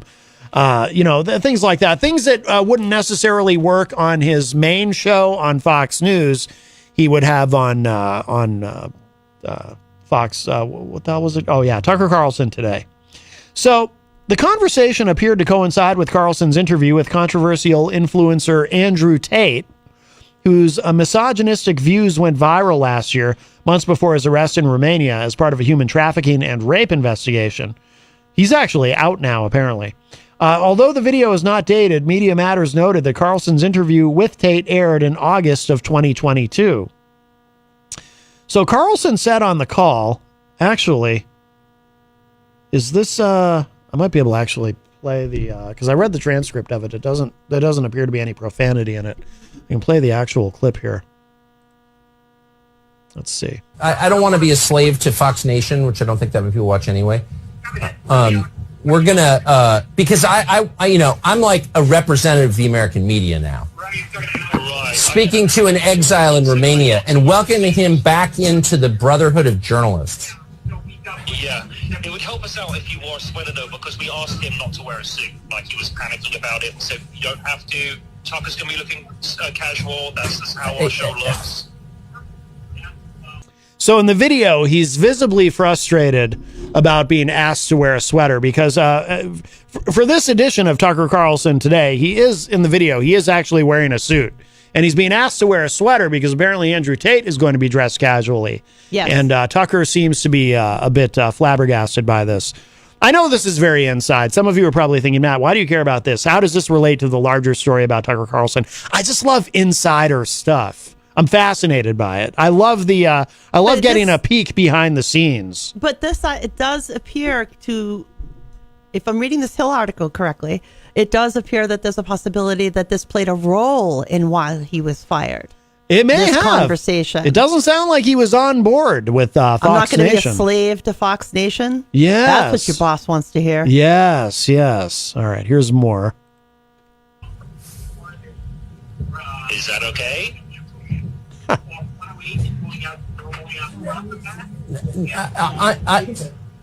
I mean, this is airing on the nighttime show, and I want it to look official. I don't want it to be like bro talk. And I, you know what I mean? Yeah, but the majority of it, like if we go like 45 minutes, it's going to be for Fox Nation. But nobody's going to watch it on Fox Nation. Nobody watches Fox Nation because the site sucks. So I'd really like to just dump the whole thing on YouTube. But anyway, that's just my view. Nobody watches Fox Nation because the site sucks. Yeah. So he didn't. Now, I wonder, and there's more to this, but I'm just curious. Now, I've never been to the Fox Nation website because why would I? But I am curious to just look at the site. Now, I would probably have to create an account to get to really explore the site, but I am a bit of a website geek.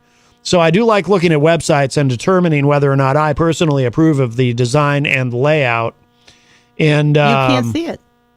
You what can get a free trial and see it. Ooh. But you can't go past the main page without signing in. Yeah, I mean, the main page looks nice. They want $6 for monthly or $65 a year. You Yeah. can get the deal.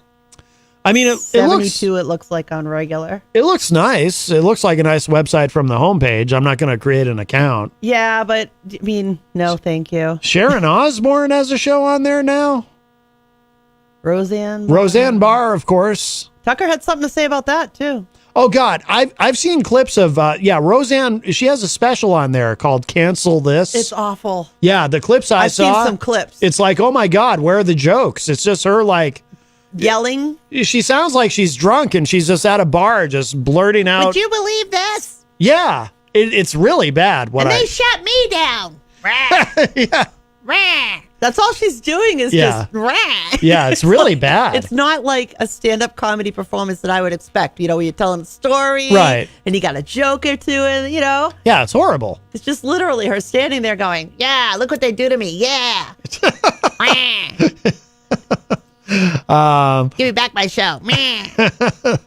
All right, here's more. So we've established at this point. Tucker Carlson, not a fan of the Fox Nation streaming service. Let's hear what else he had to say. I'm just frustrated with it's hard to use that site. I don't know why they're not fixing it. It's driving me insane. And they're like making like Lifetime movies, but they don't work on the infrastructure of the site. Like what? It's crazy, and it drives me crazy because it's like we're doing all this extra work and no one can find it. It's unbelievable, actually. I don't know who runs that site, We're but going to play a sizable chunk on the show tomorrow night. That's the plan. And then what it's going to do is drive a lot of people to watch this on Fox Nation. It's going to be a great help to what we're doing over there on TV today. I know, but I think the guy he's talking to is missing the point, though. Right. Because the guy he's talking to, whoever that is, some producer or somebody, some executive, he's telling him. I mean, it makes sense. The business strategy is sound. You know, we'll put a little bit of this on your show on Fox, and that will drive, and then tell people they have to go to Fox Nation to get the full thing. That's all very sound. But what Tucker is saying, the site is terrible. Nobody can find anything there. So, but the guy's missing the point because Tucker even said earlier, just dump it on YouTube. You know, but all right, well, there's a little bit more here. we're doing our part. We're like working like animals to produce all this content, and the people in charge of it, whoever that guy's, whatever his name is, like they're ignoring the fact that the site doesn't work. And I think it's like a betrayal of our efforts. That's how I feel. So of course I resent it. Yes. Well, I don't, I don't blame him if the site is not good. I don't blame him. I think there's better ways of dealing with it than arguing with the person that's producing the show and saying this is what they're wanting from you. Right. But I'm American media. I'm too big for you. I swear that's where he's coming from. He's like, you have to do it my way. I'm too big. Well, in fairness, I mean, I don't like the guy, but in fairness, he did kind of earn that. I mean, he was the number one guy in all of cable news. Just awful. I mean, if I were my least favorite of them all. I mean, if I were the number one guy in all of cable news, he's slimy. Can you imagine how I'd be? I'd be like, you better do what I say or I'm going to get crump. That's how I would be. Really? That's a callback to the first hour of the show for anyone who missed it. I thought you would be more like Howard. I'll show you. And go out and beat everybody. Yeah. Yeah. Well, but the thing is, Tucker already did go out and beat everybody. Not anymore. He's got nowhere to view himself from. But I'm sure he's going to pop up somewhere. The My Pillow guy, I'm sure, will offer him space, and then of course Alex Jones is absolutely going to offer him space. I'm sure. Infowars, yeah. Yeah, they like him. Well, they can't afford him. He'll end up on Rumble. He'll get one of those Steven Crowder deals. And Tucker doesn't need the money anyway. Even outside of his career, he's filthy rich. That depends on how he's spending his money. But I mean, he was already wealthy because is it Swanson? Swanson Dinner's is he related? He's like the heir of whoever created that. Yeah. Oh, really? Yeah, he's already got tons of. He already has an enormous fortune. Isaac Banks in the chat room says, "Gotta love that unearned." Isaac Banks says, "Hello, hashtag Jay Burkholder. You are the lead singer of the singing group of Night Skylard. You been replaced by Jeff Pagari from Wisset, North Carolina." Hashtag Matt, my friend, Jay Burkholder from North Carolina. He is now in the singing group of at Night Skylard. I can't keep up with all of these changes. I just want to know. Here's what I want to do. I want to get all these Greensboro, North Carolina people. I want to get them on the show. I want to interview them about all these different groups and the different people moving between these different groups. And Texas Mike is now managing and producing New Affirm of the Spark. And you got the one guy having a seizure at the Baptist Church. And I want to know more. Greensboro, North Carolina seems like a fascinating place. I want to know more about it. It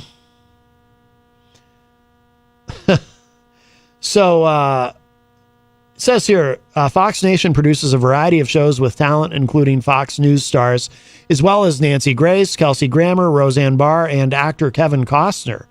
When Carlson signed a new contract with Fox in 2021, he expanded his presence on Fox Nation with documentaries and a flagship show, Tucker Carlson Today, airing 3 times per week. That is, until he was ousted from the network last week. So there you go. A little more Tucker Carlson for you. There's a comedian called J.P. Sears. Have you heard of this guy? I think I have. He's like turned into like a major like right wing kind of dude. He went on to talk about Carlson's firing. He's a freedom fighter who exposed the truth. And then that's why Fox News feels threatened by him, because they're buying into the globalist agenda. Oh. Yeah.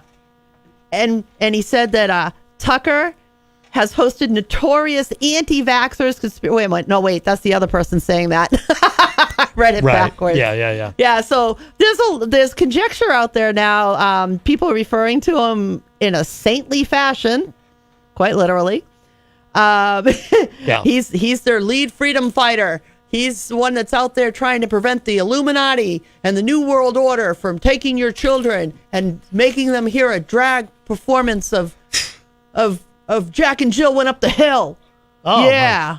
Yeah, man. God. He's the freedom. Come on, freedom fighter. There won't be any purgatory for him when he dies. He's going straight up. Oh, yeah. He's a saint. He's a saint, don't you know? Isaac Banks in the chat room says, hashtag Matt and hashtag Jen. My friend Jeff Pagari is in the man band singing groups is Yardbird Blue Sky, Abort 7, and Ardell -5, plus ACOC Jupiter. Okay, no math. I draw the line at math. I think these are part of the names. And things. I think they're part of the names. Ardell -5 and plus ACOC Jupiter. Too mathy. I have to say, and the Yardbirds that's side I've already taken. Well, it's Yardbird Blue Sky, which is a nice name. And I have to say, this Jeff Pagari guy, he sounds pretty busy. I mean, he sounds like he might be in more bands than I used to be in. Oh, wow. That's pretty amazing. That's a lot. 603-250-6007 is the studio line if you'd like to get in. 603-250-6007. There was, yes, you had mentioned this earlier, and this is also on Mediaite. Trump to return to CNN for first time in 7 years for a town hall hosted by Caitlin Collins. Why CNN and not Fox? Is he mad at Fox about something? And you notice where it is, don't you? Right here in at St. Anselm College. Go away. I don't want you back. You messed up all my traffic. Wasn't he just here? Yeah. He went to the Red Arrow for a burger. Yeah, caused a problem down there. There was some crazy woman that follows him around the country, I guess, that showed up here. Yes. She's very bejeweled. She very bejeweled. Yes, apparently she approached him at the. I think she drove up from Texas. She follows him everywhere, apparently. Yeah. Yes. She. Just so she can try and hug him and stuff. I think she was in prison for a bit because she participated in January 6th. Yes. And yes. and she said that what did she say, that Democrats should be executed or something? Yeah. Anyway, something to that effect. Trump was perfectly happy to embrace her. You know, that's great. But yes, this is from media. CNN announced that Caitlin Collins will moderate a town hall with former President Donald Trump in New Hampshire next week. The network made the announcement Monday that Collins, co-host of CNN This Morning, will moderate the May 10 event at St. Anselm College in Goffstown. I assume it'll be at the Center for Politics, which is a wonderful place. What day of the week is that? That's where I met Vermin Supreme. I don't know. When is May 10? I have to figure that out. CNN said, quote, the former president will take questions from New Hampshire Republicans and undeclared voters who plan to vote in the 2024 GOP presidential primary. Here's the full statement. CNN has a longstanding tradition of hosting leading presidential candidates for town halls and political events as a critical component of the network's robust campaign coverage. This event with former President Trump will be the first of many for CNN in the coming months as CNN correspondents travel across the country to hear directly from voters in the run-up to the 2024 presidential election. It says here, Mediaite goes on to say, the major interview marks Trump's first appearance on CNN in some time. As president, Trump turned performative hatred of CNN into a sport, and his supporters followed. One even sent pipe bombs to the headquarters of the news network Trump labeled fake news and the enemy of the people. Collins served as White House reporter for CNN during Trump's presidency. In 2021, she was promoted to chief White House correspondent, taking over for Jim Acosta, who was known for her tough questioning of subjects. Last year, she was tapped by CNN CEO Chris Licht to host The Morning Show. Yes, she was there when Don Lemon made his comments about Nikki Haley. She had to sit there uncomfortably for that. Yeah, he was mansplaining womanhood to him. Yes. Yes. You know what? I'm wondering. I have a question, though. I remember when I was young, the TV stations, if they gave a time to one candidate for president, they had to give the same kind of time for the next candidate for president. Is CNN beholden to that type of rule? No, you're talking about the equal time doctrine, which is long gone. That went away in the 80s. Did it? Okay. Yeah, I remember it from my youth. That's why it's stuck in my head. Yeah, that went away under Reagan. That is what some people blame or credit, depending on your point of view, the rise of conservative talk radio, because, you know, like we were talking on the show recently about AM radio and how these electric vehicles, you know, people like Sean Hannity and Mark Levin, they did a segment where they were outraged that these auto manufacturers making electric vehicles, they're going to be leaving out, or they may be leaving out AM radio in their cars. And, you know, when I was a kid, I remember there was a lot of talk about AM radio was going to be on its way out anyway, because people didn't like the quality of it. Why do you need AM when you have FM? It's so much better. And you know, AM has that weird whistle sometimes and all of that. And, but people say that, you know, conservative radio was able to find a home on AM radio, and not only did that save AM radio, but had the equal time doctrine not been done away with, then you wouldn't have had the rise of conservative talk on AM radio. I agree with it going away, especially because I don't see how you could practically, especially now, today with the internet, you know, how would you possibly enforce something like that? That's true. Scott Robinson says in the chat, it was called the Fairness Doctrine. Oh, yes. And Rupert Murdoch paid a lot of money to have that wife to clean while Reagan was president. I'm not sure about that. I think Scott uses voice to text sometimes. I'm not sure what that means either, but I got lost in it. But yeah, I don't see how you would ever have something like that, just in a practical standpoint anyway, in today's media world, as it were. Well, it answers the question on why I guess CNN decided to let him back. It wasn't a requirement. It wasn't because there was a law. Oh, yeah. It was because it was a decision that they chose to allow him back on. I wonder how limited that's going to be. Oh, Scott says it was, yes, he said definitely voice to text. He meant wiped clean, not wife to clean. Wife to clean is, yeah. Yeah.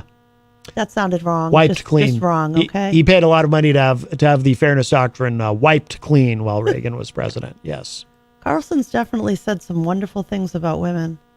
He's a misogyny piece of, Who, Tucker Carlson? Yes. Him too. He once referred to his about women as his postmenopausal fans, whether his postmenopausal fans would think he was sexy. I like that. Postmenopausal fans. Oh. Would like how he looks on his primetime show, while in a second he refers to a woman as yummy. Because that's how we love to be referred to as yummy. Or I love it when a guy I don't know from Adam calls me honey or hun or babe. Sure. Sorry, I went down a rabbit hole. Well, the postmenopausal thing might have been a reference to the apparently, I believe the median age. Well, probably not the median age, but I think it's in a video. I think for Fox News, their key demo is 70 years old. It was. I don't an say that. I don't off-camera say that comment kidding, that yeah. he made, and it's not okay to say that personally. Yeah. Wanted to know if his postmenopausal fans would like his new look. Right. I don't like your old look or your new look. Well, remember his old look? He used to wear a bow tie. Whatever happened to the bow tie? He went to a Trump tie. Is that what it was? No, he got rid of the bow tie. He got rid of the bow tie before Trump. I don't know why, but I remember like years ago when he was on CNN, when he was on Crossfire, he always wore a bow tie. That was like his thing. I guess at a certain point, I wonder if he's ever explained that. I've always been curious about that. Is he married? I think so. That must be an interesting woman. I believe so, yes. Before we run out of time, one more thing here. DeSantis, this is from CNBC. DeSantis Disney Oversight Board votes to sue company over tax district fight. Ron DeSantis, who is a presumed presidential candidate, he should be making an announcement probably in June. That's the most recent thing that I've heard. He continues to have this very public fight with Disney. And absolutely trashing like one of the biggest employers in his state. The biggest. It is the biggest. Disney is the largest I wasn't employer sure if they were the biggest in the state of Florida. I have a theory, by the way, that if he had this to do over again, he would not have done this. I think he would have. After Disney publicly commented on the what is often referred to as the "Don't Say Gay" bill, I think DeSantis probably wishes he had just either respectfully disagreed with Disney or just not said anything instead of turning this into a fight that that I don't see any positive in any of this for Ron DeSantis. No, and he's not going to bring any more money into his state. He's going to cost them more money because of everything they're having to take over that Disney was taking care of. But now that he's in it, it's like he can't back down. All he can do is keep pushing forward and try to defeat Disney, a company that a lot of Republicans have affinity for, not just Democrats. So I don't know how he thinks. Disney's got quite the history. Well, I don't know how he thinks this is going to help him. I don't see it helping him at all. In his bid for the presidency. So he had, Disney World taking care of roads. Was it like 7 miles of road? Yeah, it was their own little government. Now that's on the state. He had them taking care of policing, fire, and EMS. Now that's all for the state. Like he just pulled in. There's no way that the state comes out better than it went in this fight. No, at all. No. It's going to hurt citizens of Florida. And it's certainly not going to help them. And it makes him look anti-business. How does that help him win a Republican nomination looking like he's anti-business? Quit picking a fight with a mouse and concentrate on what's really going on. Like people walking around looking like zombies in Florida because there's rampant drug abuse going on. The homeless everywhere. You got this beautiful state and a lot of homeless people going without food, going without shelter. I could think of so many wonderful things he could be concentrating on other than arguing with a mouse. But hey. Yeah, it's very strange. So some key points from this. The Board of Supervisors picked by Florida Governor Ron DeSantis to oversee Walt Disney World's operations voted to sue Disney.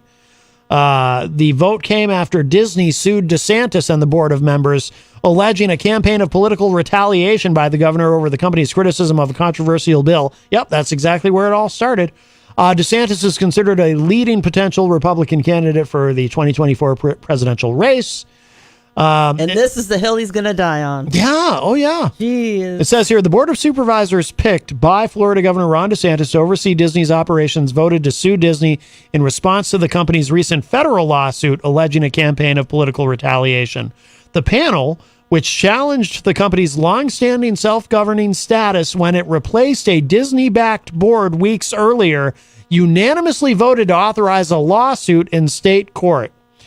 Quote, this district will seek justice in state court here in Central Florida, where both it and Disney reside and do business, unquote, board chair Martin Garcia said at a Monday morning meeting where the legal fight was the sole topic of business. Quote, yes, we'll see justice in our own backyard, unquote. Disney sued DeSantis and the oversight panel last Wednesday in U.S. District Court in Tallahassee. The company asked to effectively restore its control over the special tax district and has allowed it to self-govern its Orlando area parks operations since the 1960s. The litigation escalated a fight that began more than a year earlier, when the entertainment giant criticized a Florida bill limiting talk of sexual orientation and gender identity in classrooms. The bill, dubbed Don't Say Gay by its opponents, was passed by the state's GOP-held legislature and signed by DeSantis in March 2022. Within weeks, the governor and his allies started targeting Disney's Special Governance District, which at the time was called the Reedy Creek Improvement District. Disney filed its lawsuit on the same day that the governor's board members voted to undo a development deal that the company struck right before the DeSantis choices took over, essentially throttling the new board's power. Garcia said of Disney's lawsuit during Monday's meeting, quote, in essence, Disney is asking a federal court in Tallahassee to wrestle back the hands of time to 1967 for us to be stuck in an urban planning design of 1967. Does that make sense to anybody? Unquote, Garcia said, arguing that the board is just trying to modernize the district. A Disney spokesman declined to comment on the board's vote, but Disney's civil complaint alleged that the state's actions amount to, quote, as clear a case of retaliation as this court is ever likely to see, unquote. The company noted the state's issues with the district only began after the fight over the classroom bill. Oh, of course, that's not a coincidence. Disney's lawsuit said, quote, there is no room for disagreement about what happened here. Disney expressed its opinion on state legislation and was then punished by the state for doing so, unquote. Disney filed the complaint while DeSantis was overseas on a political trip that appeared to be laying more groundwork for a possible run for the 2024 Republican nomination. DeSantis, who is expected to announce his plans after the Florida state legislature ends in early May, is considered a top contender against former President Donald Trump. But the extended row against Disney, one of Florida's top employers, has recently begun to generate criticism from some of DeSantis's fellow Republicans. So there you go. Yeah, Chris Christie said, I don't think DeSantis is a conservative. He's anti-business. So there you go. Like I said, I don't see how this helps him. It doesn't. This is doing no good. No good. And you know what? The other side of this too is he's spending all his time with this fight with Disney. How much is he really doing for campaigning to be president of the United States? You know, this is central news on him. If you look him up, that's everything that pops up. Punch his name in, it all comes up. Disney. Right. Disney. I don't see how that helps in any way, shape, or form to get him elected to president. Right. To win the nomination. Yeah. No, it does. Well, I still think Trump is going to be the nominee anyway. But Scott Robinson in the chat room says, when I look at DeSantis, all I see is a pompous ass. I can't stand that guy. I know, right? Yeah. I'm right there with you. Right there with you.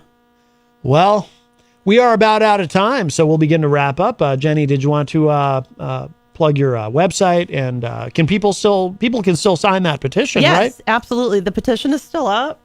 It is at a little over 3,900 signatures.